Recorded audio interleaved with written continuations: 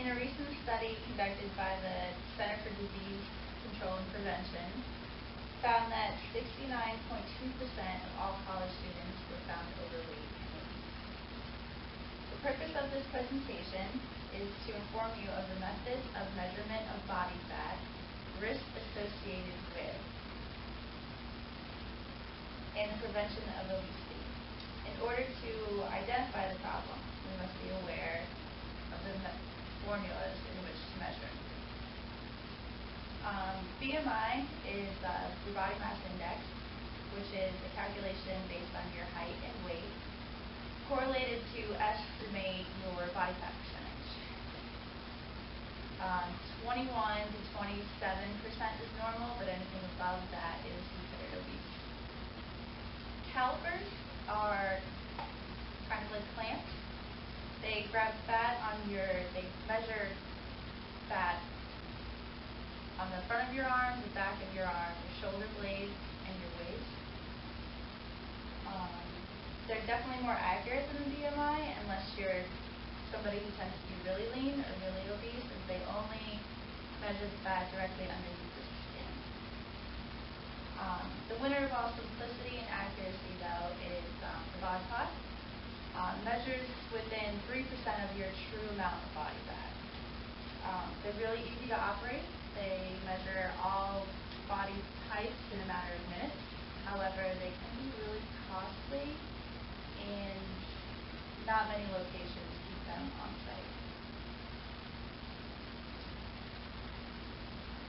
The risk of obesity is as serious sometimes as death.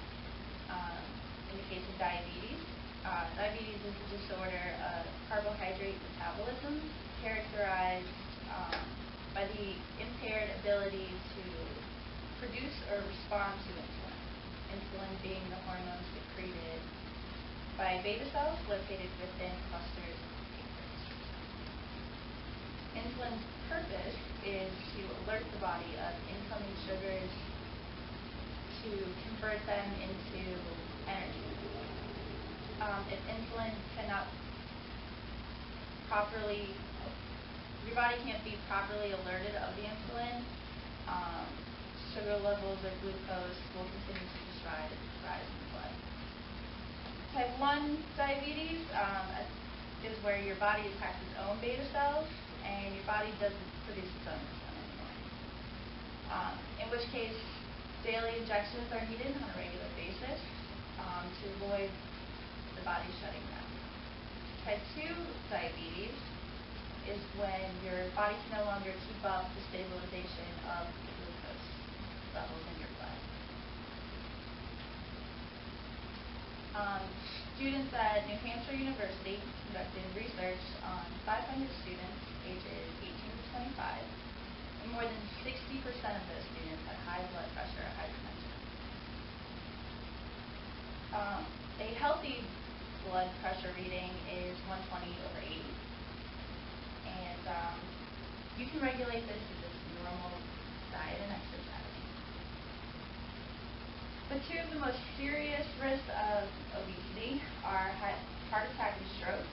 Heart attacks are a sudden interruption in the supply of blood to the heart, causing a blockage. And a stroke is a sudden loss of brain function, resulting from blood vessels being blocked or ruptured. Again, diet and exercise can regulate this. The Center for Disease Control and Prevention recommends that adults exercise a minimum of 2.5 hours a week at moderate intensity and perform muscle strengthening on 2 or more days a week as well, working all major muscle groups. The healthy eating I keep referring back to is just a well-balanced diet of carbohydrates, proteins, and fat. The CDC recommends that you intake 40% of carbs, 40% of protein, and 20% of fat in all your meals. And you also have to be really conscious of your caloric intake and try to stick to the FDA's recommended regulation of 2,000 calories per day. Sleep, also, big deal for obesity. The CDC did another survey on 75,000 young adults of these individuals unintentionally fell asleep previously in the previous month of this month. They recommend that for this age group, get 7 to 8 hours of sleep each night. Lack of the sleep can affect all your performances as well as prevent metabolism. So today, we've discussed the options for body fat measurements, the serious health risks associated with, and the solutions to a safe recovery and prevention from obesity.